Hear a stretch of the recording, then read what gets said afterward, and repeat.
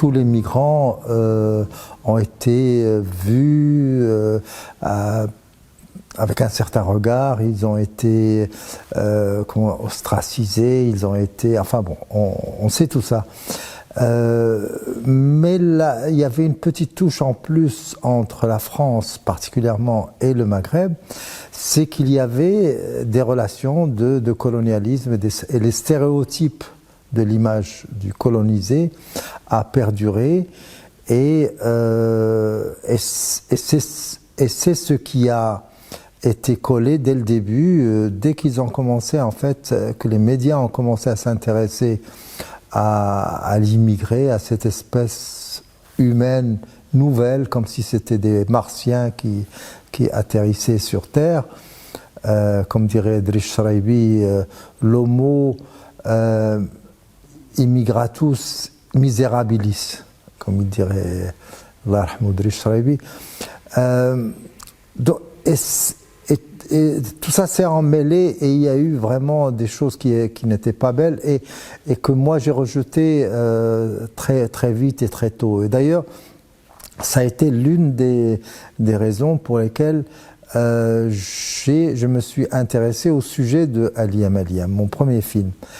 Ce qui m'intéressait, c'est au-delà de cette image-là, qui étaient ces hommes et ces femmes, et je suis parti à la source, je suis parti dans les fermes au Maroc, chez les ouvriers agricoles, pour essayer de débusquer qu'est-ce qui fait qu'à un moment donné, on veuille partir, qu'on perd l'espoir dans son horizon naturel et on veuille partir, et puis montrer aussi que c'est des êtres humains comme tous les autres, avec leurs rêves, leur culture, et surtout avec leur voix.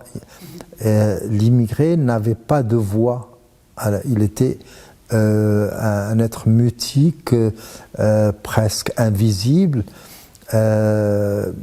Son image a été exploitée, évidemment, mais il était invisible dans la société. Voilà.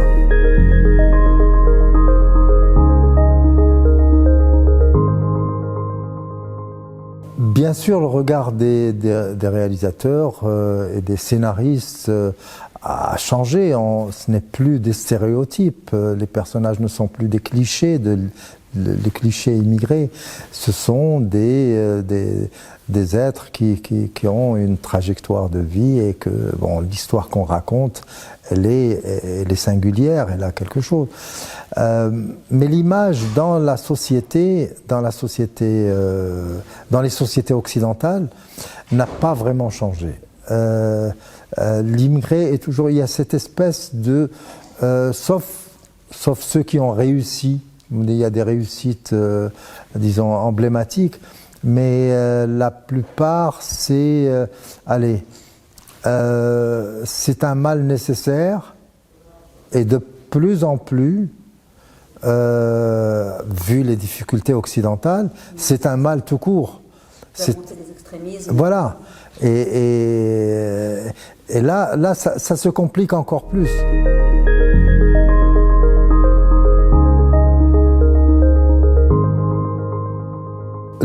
Raconter des histoires, montrer des images, nos images, et avec notre sensibilité et notre perception ne suffit pas, malheureusement. Peut-être ça prendra du temps, mais ça ne suffit pas.